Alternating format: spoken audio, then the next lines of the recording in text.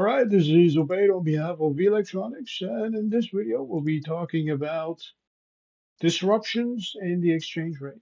Okay, now when it comes to disruptions in the exchange rate, the main player who's going to be affected by this disruption is the central bank.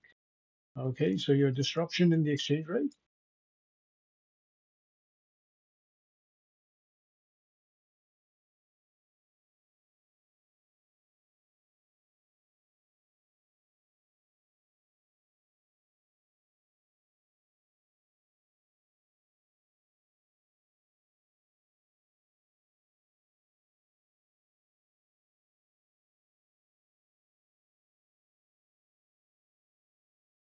So main player that's going to be impacted by this disruption, main player, this is the central bank. Main player is a central bank.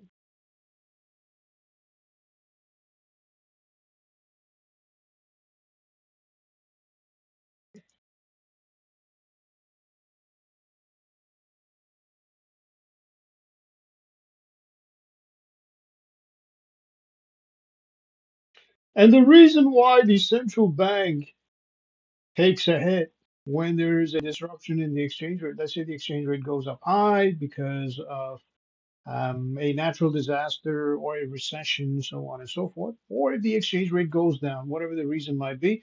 The reason why the central bank takes a hit is because, number one, it impacts the aggregate demand. Okay, so the exchange rate, the fluctuations in the exchange rate will impact aggregate demand.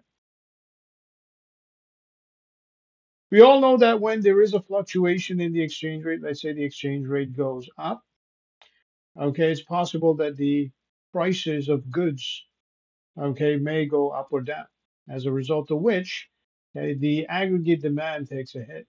Now, when the aggregate demand takes a hit, okay, it's also possible that the GDP growth will take a hit as well, okay, because aggregate demand is directly proportional to your GDP growth, your real GDP. Okay, so aggregate demand.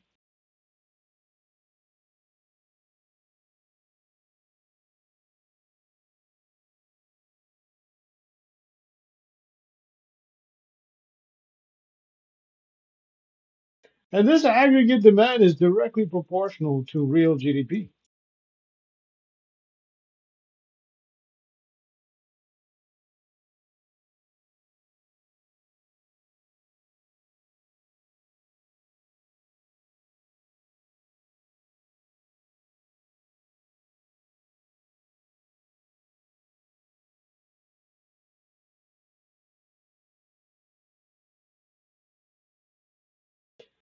All right, and the second reason why the disruption in the central bank in general is because it basically causes a disruption in the international trade and causes issues in the bank system. So there's a disruption, there is a disruption in the international trade,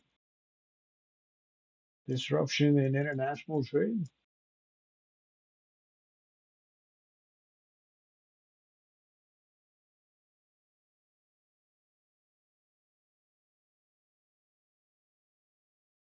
international trade.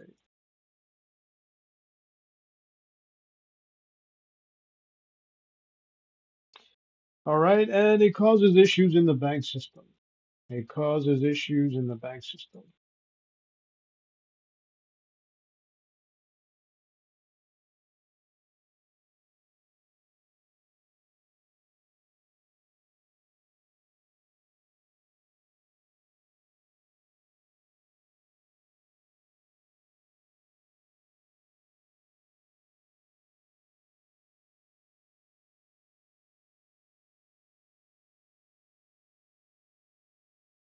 And they're involved in import and export.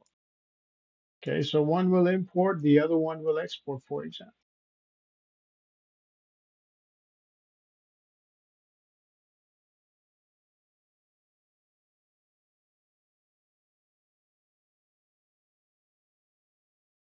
Now, if the business that imports goods, okay, let's say this business imports goods from another country and sells it, okay, to country number two. So let's say the business will go ahead and sell the goods to another country.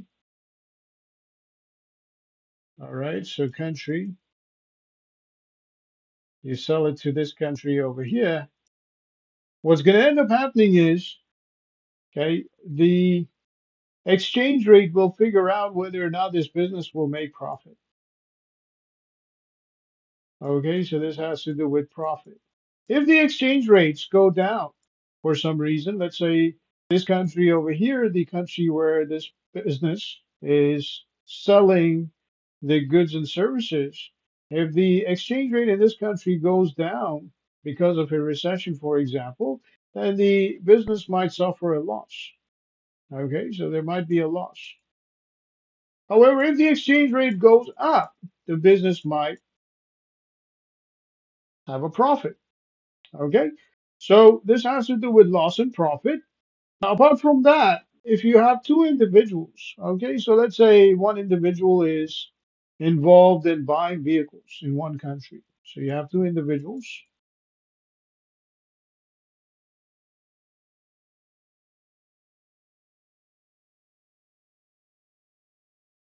Okay, so one individual will go ahead and buy products and services such as a car in Canada, for example. So let's say the price of that car is $20,000, 20K. Now, apart from this 20K, you also have to factor in cost of production. Okay, so cost of production. Now, this is a business that simply sells the car. So in this case, the cost of production or the cost or expenses relevant to the business would include things like paying wages. Okay, so wage expenses. So salary expenses. So you're paying salary to your salesperson. Okay, you have sales and marketing, for example. Sales and marketing.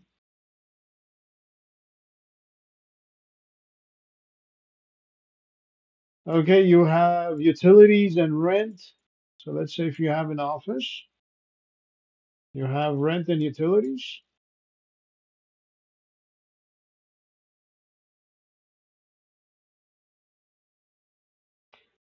All right, so on and so forth. So the overall cost, okay, when it comes to selling this vehicle, maybe well over 20K, it could be around 25K, for example. Now, if this person goes ahead and even manages to sell, okay, this car for 25K, okay, 25K, you have to consider the exchange rate from Canadian to US dollar. Okay, if the exchange rate, let's say, is $1.50, for example, in this case, your 25K will become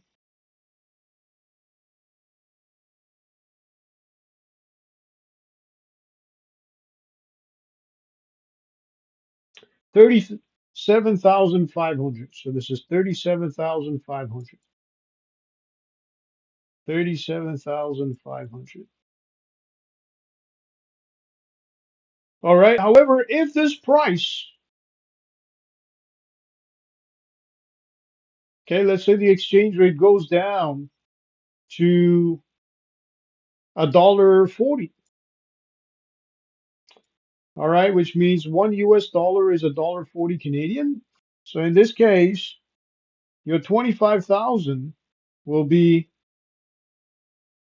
35,000 Canadian dollars. All right, which means you've suffered a loss of $2,500.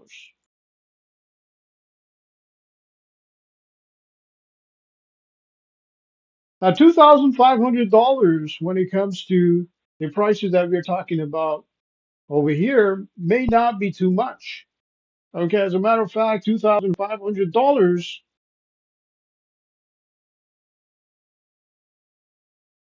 is roughly 7% of the retail price over here. Let's say 35K. All right.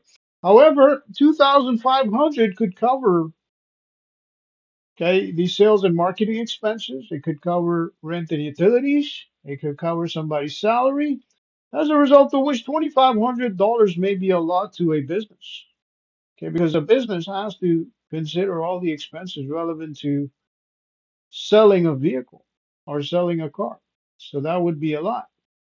All right. As a result of which, whenever you have a disruption in exchange rates, okay, businesses and individuals suffer as well, apart from the central bank. All right. So that would be it for this video. On behalf of V Electronics, this is Obey. Have yourself a great day.